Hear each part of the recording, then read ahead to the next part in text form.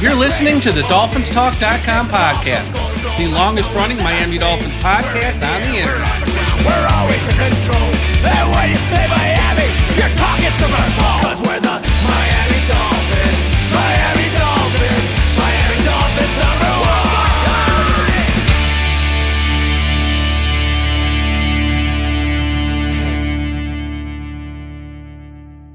Hello, Dolphin fans, and welcome to another episode of Dolphins Talk. My name is Marissa Marino, and today I am joined by Chris Myers, play-by-play commentator for Fox Sports. Follow him online at _Chris Myers. Chris, how are you today? I'm good and excited to be calling a Dolphin game. It's been a while. I know you are calling the game this Sunday against the Saints at 1 o'clock Eastern at Hard Rock Stadium. We're glad to have you down there. I know you're out in California, so it's going to be a whole across the country trip for you there. Yeah, I'm used to that. It'll be nice to be home on Thanksgiving. I hope everybody has had a good one and enjoyed it. But always excited to get to a game, no matter where it is. And Miami, my hometown, a lot of the family has kind of moved north, but I still have some old high school friends and some people that I worked with when I started in radio down in Miami as a teenager before going on to television. So it sounds like you might have a couple people you need to connect with while you're down Yeah. there. And, you mentioned that your broadcasting career started in Miami. What are your memories of working in the Miami market? And were you ever a Dolphins fan during that point?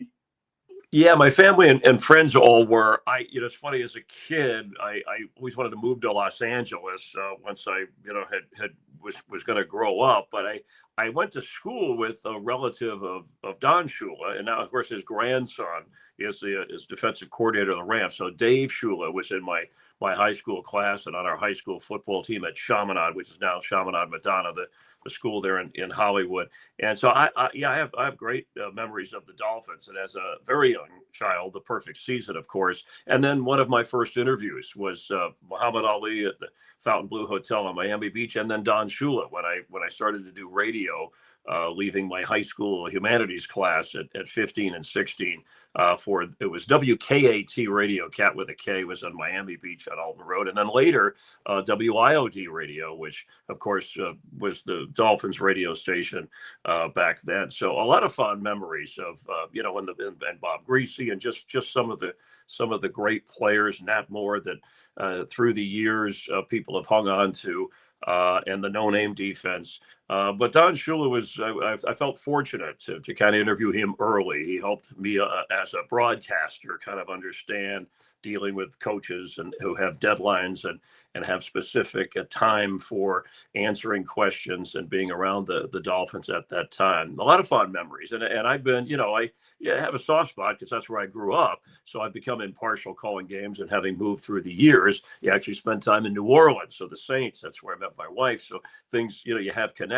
But I'm just as frustrated as I think any Dolphin fan. These last few years, they just haven't been better. I keep hoping, and you're optimistic. And even this year, the rough start. But at least I'm coming into calling game, Marissa, at the time where they're playing some good football. They've improved on some areas, and at least there's some hope, even if it's a glimmer of hope, to try and make a run for a postseason spot.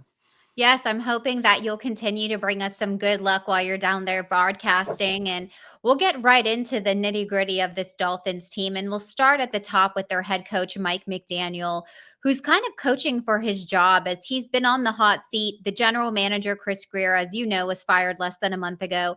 What are your thoughts on Mike McDaniel as the head coach of this team? His first two seasons, he makes the playoffs, but we don't win them. Last year, we don't make the playoffs. And this year, even if we go on a run, it's not looking great. So what are your thoughts on him in the NFL here?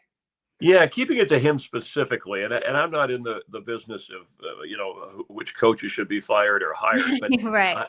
But you already talked about a change in the front office, and I bring that up because I think that's part of the problem with what Mike McDaniel has had to work with, or some of the direction they've gone, whether it's been through free agency or some of the draft choices. As far as McDaniel goes, and you covered what he had accomplished, and we'd called some games earlier, and look, he's a very creative offensive mind. I think he caught a big break. It was a little bit of a surprise that he was hired because of his creativity. I think with the team, and I'll judge him on this, that I think ultimately it comes down to the head coach, is that you got to be disciplined, and you have to. It's a physical game. I mean, that doesn't mean you have to run the ball all the time. I mean, it just means even in the passing, you have to have those elements. I think, and I bring them up because, and although recently I've seen that with the defense, but I just think across the board with Mike McDaniel, his teams, they haven't had that. And even when they had some success at getting in the playoffs, and it's an illegal motion, a penalty here, a procedure there, or just a lot of that stuff. And those are things that you can control. And that's just discipline to me and maybe I'm just thinking back to some of the coaches that I've dealt with that have had success. So, maybe, he should have had more time as an offensive coordinator, learning from someone to become a head coach, or needed a veteran presence around him, to run the other side of the ball. I've seen, when Sean McVay first came on, he had a veteran as Wade Phillips kind of run the defense, so McVay could focus on the offense and still be somewhat of the head coach, but he leaned on the guy who had been experienced and had that. So that's kind of my overview. And I know around the league, there's that view of the Dolphins. Are they tough enough? Are they, and mentally tough as well in certain spots? And that's a question. Sometimes they look like they can be, and they have been. The performance against the Buffalo Bills showed us all a lot, including Buffalo. So that's why I think there is some doubt on whether he'll be back as the head coach or not. But ultimately, that's ownership's decision. 100%. And, working our way down that, the rungs of that ladder, you next get to Tua. And again, he's been receiving his fair share of criticism this season as well. This has probably been one of his worst seasons as a pro, honestly. Are you someone who believes in Tua and thinks he can be a franchise NFL quarterback? Or do you think Miami, and maybe these aren't, synonymous questions, but do you think Miami made a mistake in overpaying him last year? No, I mean, I don't think they had much of a choice. And look, that's typical when you say overpay. You feel like you should be getting more. You invest in a guy, you draft him, and you hope that he develops. I mean, the number one thing he had to do was stay healthy, which is tough for any player. And that's happened this year. But the interceptions and that's not all his fault. But no, I think he can be a starter in the NFL. Is he a top flight? Remember where the draft was with Justin Herbert? Is he that kind of a game changer? Physically, maybe because of some injuries, part of that game of his mobility has been limited a little bit. We know about the concussions, and glad he's okay and is able to return and play the game. I always thought he was a very accurate quarterback. But yeah, I just felt the Dolphins were kind of in a tough situation, like many teams are. The Jags with Trevor Lawrence. I mean, we draft him high. Where else do we go? We give him the money, and then has he developed enough for what we expect? That's just one example. The Rams with Jared Goff, they ended up moving on from him, but they did the same kind of thing. And there's so many examples of that, and some work out. I mean, they can't all be Patrick Mahomes and get you to Super Bowls and win. So yeah, I think he's a guy you could win with. I just think you're going to need a lot more around him, which is a very serious running game. And thankfully, a guy like HN has had a great year, and I hope he gets his first 1,000-yard season. And the offensive line, which I know around this time of year, it seems like they often have injuries or come apart, but maybe they're getting some people back. And if the defense does play with that toughness and physical part of that mentality, it could change things. But that all relates to what can Tua win some games by himself? Yeah, that's kind of where that you go with that question. But it's not easy to find a quarterback who's at least seasoned, is professional. He's still at a ripe young age. Maybe, like a McDaniel, if there is a change of scenery. But from a Dolphins standpoint or a Dolphin fan standpoint, you got to say, well, what are we bringing in if we're moving on from this coach and this quarterback?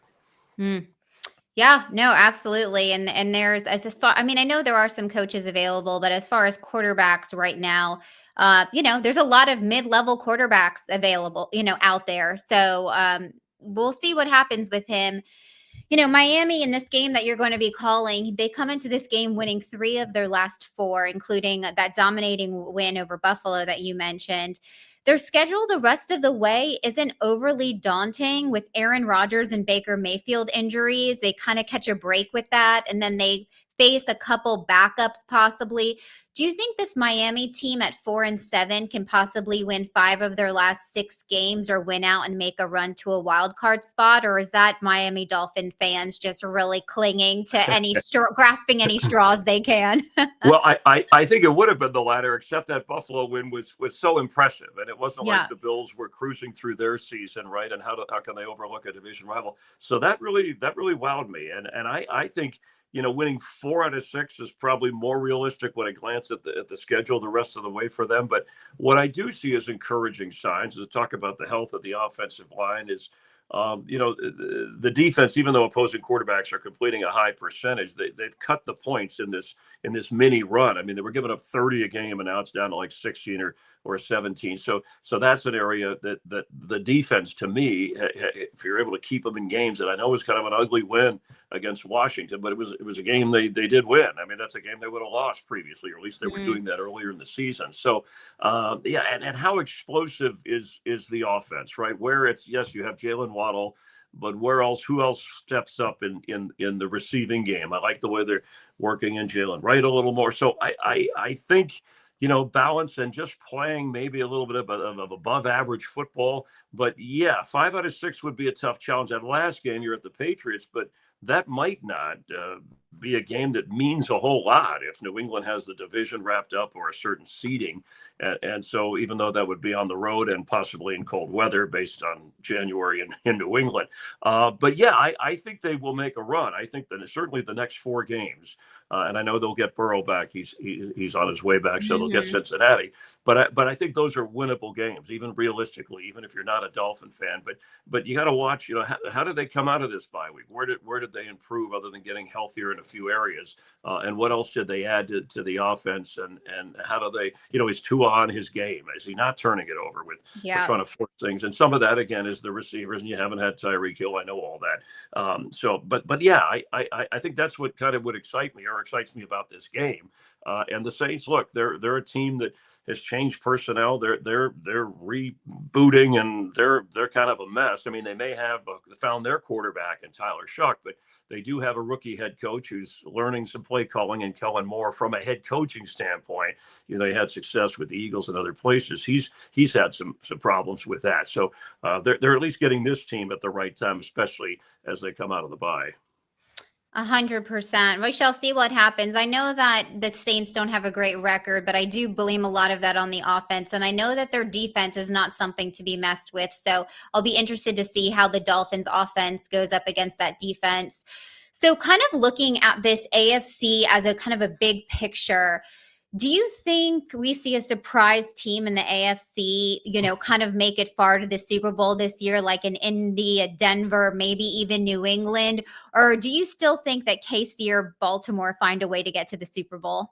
Yeah, and I'll throw Buffalo in. I like the way you layered that, because we know the standards that have been there, Baltimore and Buffalo and Kansas City. But they have looked very vulnerable. I think the only part we hesitate, and I've called some Colts games and a couple of Patriot games, Drake May is sensational. I mean, he's the MVP on the AFC side, like Matthew Stafford is on the NFC side for the Rams, and that team overall is a little underrated on defense. They don't have terrific receivers, but they're developing. Yeah, they have an aging Stephon Diggs. So I think that between the Colts and the Patriots and the Broncos, who have a tremendous defense, of course, a Sean Payton coach team with plenty of experience, and Bo Nix does have a little playoff experience, whereas Drake May does not, even though he got in just last year. Daniel Jones has some playoff experience with the Giants. So to me, I think you might. I don't think you could automatically say, hey, the Bills and Chiefs are going to be in there, or the Ravens. So it would not surprise me. In fact, if you said, you want those first 3 or the second 3, I think out of what we're used to, I'll take Josh, or I'll take Mahomes. But those teams are all well coached. Colts have a very good defense as well. They have Jonathan Taylor, one of the best runners in the game. So yeah, I think it's time to kind of, at least for this season, kind of throw the AFC, the top of it, in a little bit of an upheaval and shift things just a little bit. So it wouldn't surprise me at all. Yeah, it wouldn't surprise me either, although I would love to see somebody besides the Chiefs in there, because it's redundant at this point. Somebody else needs an opportunity. Okay, so I'm going to shift to the NFC real quick. I know we're Dolphins talk, but we like to talk about the NFL in general. The NFC really seems to be a two-team race with the Eagles and the Rams. Matthew Stafford at 37 is playing as good as he ever has, 30 touchdowns and 2 interceptions thus far. Do you see a Detroit or Chicago or another team breaking through with a chance to get to the Super Bowl, or do you think this thing is really between the Rams and the Eagles at this point? Yeah, I mean, those two, the Rams just they haven't shown a lot of vulnerability, and it's amazing that Stafford, who was at least in question even in his own mind, physically starting the year, that he would physically hold up, and he hasn't really been hit a lot, challenged a lot. They've protected him well. It's a good defense. So I'm with you. Those are the top tier. But I could see the Lions. I don't think the Bears are quite ready. Ben Johnson's done a great job in his first year. I don't think the Packers, they're just too inconsistent. So I don't see them. I do see the Lions as a team. I don't think Seattle or San Francisco can really make a push. And I will say they haven't looked great lately. And I know they just got embarrassed by the Rams. But the Buccaneers, if they get Bucky Irving back, and I think Baker Mayfield, it's his non-throwing shoulder. If he's healthy, they have Chris Godwin back. If they get a little help, they've had receiver injury problems. Their defense is what's let them down as well, which is shocking. But I think that they could be kind of a wild card in it. But I do think Detroit, if they play better defense, that they could challenge either one of those teams, depending on where we are and at what point of the season and who's healthy and those types of things. So, yeah, it's a little less wide open in the NFC. And if I had to pick right now, I'd take the Rams, even though they lost to the Eagles earlier. Should have beat them, but special teams play. Eagles blocked kicks, and the Rams let one get away. And that was the one time, too, I remember the Eagles did get to Stafford a little bit, just like they did in the playoffs. But that was in rough weather up there in Philadelphia when the Eagles advanced.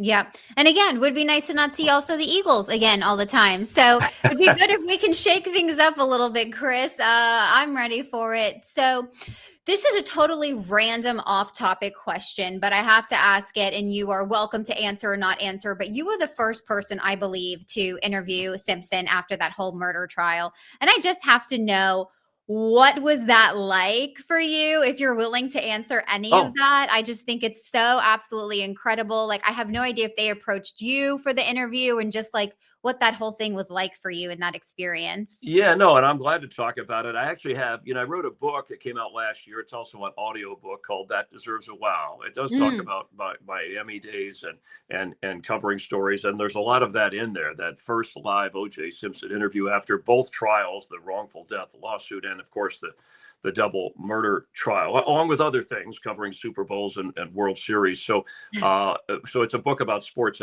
and beyond. But in there, I do talk about that. And you can, if you watch, you can go to YouTube and still watch the entire interview, because it's when you see it now, and obviously you can look back and look at facts. But we were going to have O.J. Simpson on our up close interview out in L.A. on ESPN years before that happened.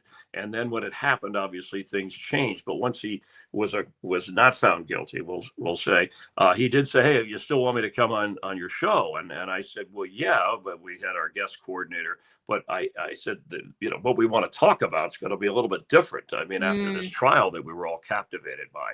And he said, I'll still do it, but I have 2 conditions. If you can ask anything you want, except that, number one, I can't ask about my children. So that's fair. And he wanted it live. We would tape the show and spin it around the same day. And so I said, we'll do it live. And ESPN agreed to do it. We went live. It was supposed to be a half hour. We went on. We ended up going 50 minutes or whatever it is, because it was so compelling. And I got to ask the questions, and that's what I wanted to do. The reason I did it was to ask the questions that people wanted to ask, or at least know, had he taken the stand in the murder trial. And I had the advantage of looking at evidence, talking to lawyers, investigators, police, and then the aftermath of the trial. I asked him if he was capable of killing. I asked him, if he had searched for the killers. There were a number of things in that he didn't seem to like. And at the end of the interview, remember, he said I could ask anything. He just said, "Hey, it's great talking sports with you," which was a little sarcastic, but just a little.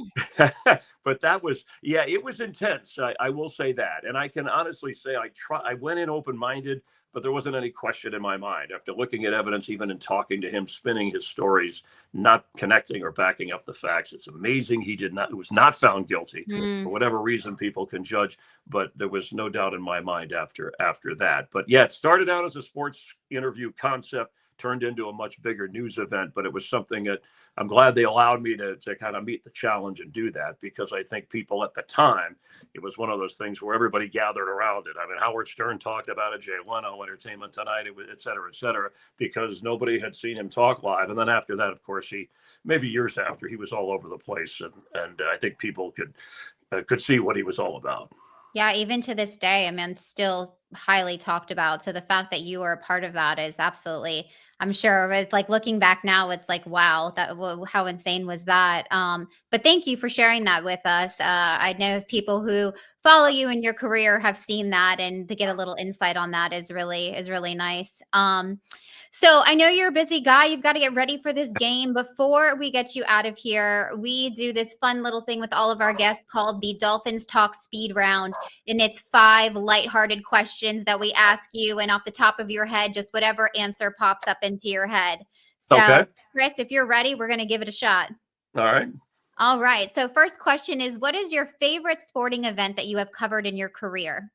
Oh, well, a Super Bowl, without a doubt. I mean, there's been a lot, but to be a field reporter on the network broadcast with Fox, calling it, I mean, being on the Super Bowl and interviewing Tom Brady after he had the greatest comeback ever, and then also, being on the other side when the Patriots had their perfect season ruined by the Giants and having to interview Bill Belichick as a loser. So the Super Bowl. And I use that expression every night, the Super Bowl, covering every game, because it fires me up. But yes, that's the first thing. That is no disrespect to the World Series, which I've enjoyed, or Indy 500, Daytona 500, et cetera, or NBA Finals. But that's the one. All right.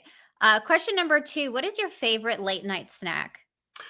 Ooh, I'm a big chocolate guy. I mean, it could be any kind of chocolate, and milk chocolate mostly. And it could be an Almond Joy, or could just be your basic, Hershey bar.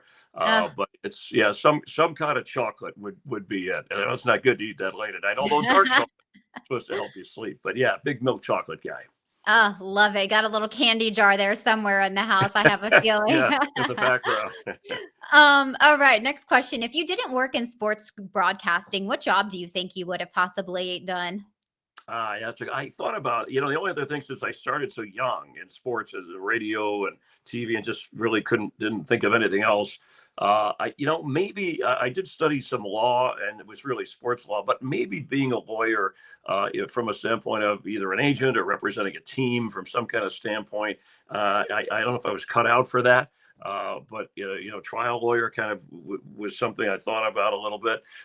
So yeah, probably in that area. If it had to be outside of the realm of sports, I would say in either the legal or law enforcement area in some way.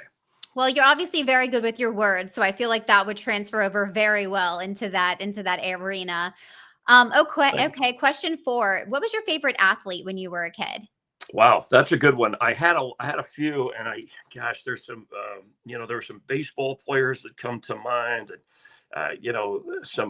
Jerry West is at the end of his career, but because he was the NBA logo, even though I grew up in Florida, stood out to me. Roman Gabriel, believe it or not, a Ram quarterback in an era of, the 70s. And just the few times I saw him on TV, it was a different era. He was physically tough and could run. So, it's funny. I had more favorite TV people and broadcasters.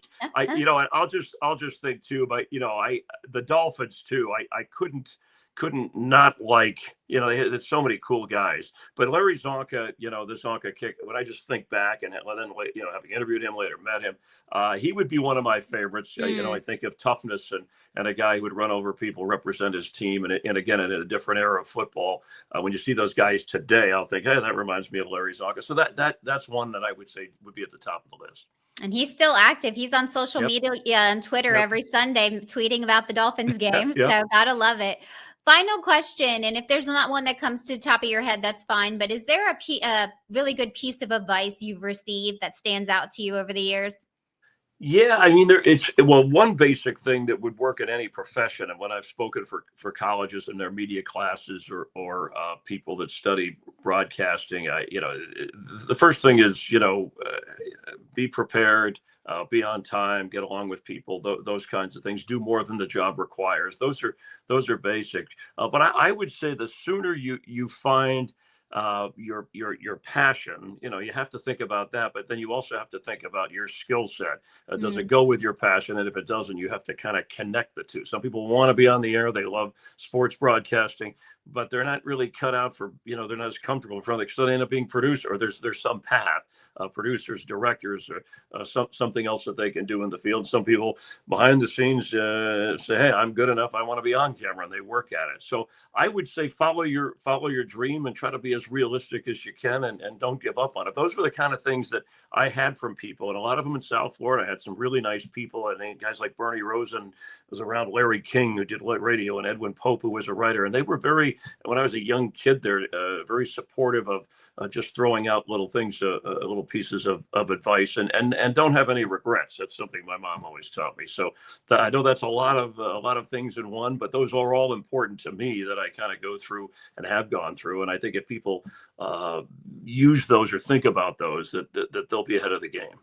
No, I love those. It's a great way to end the show. Those are a lot of really great notes. And so hopefully everyone listening takes some of those into consideration.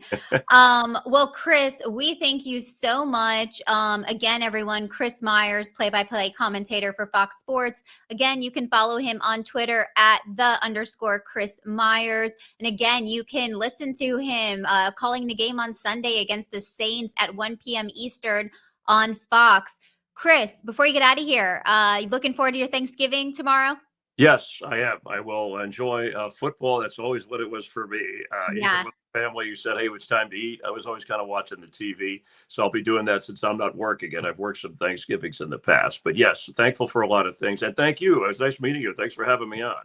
Of course, it was an absolute pleasure. For everybody out there in Dolphins Talk Nation, thank you so much for joining us. We hope everybody has had a very safe and happy Thanksgiving, and fins up.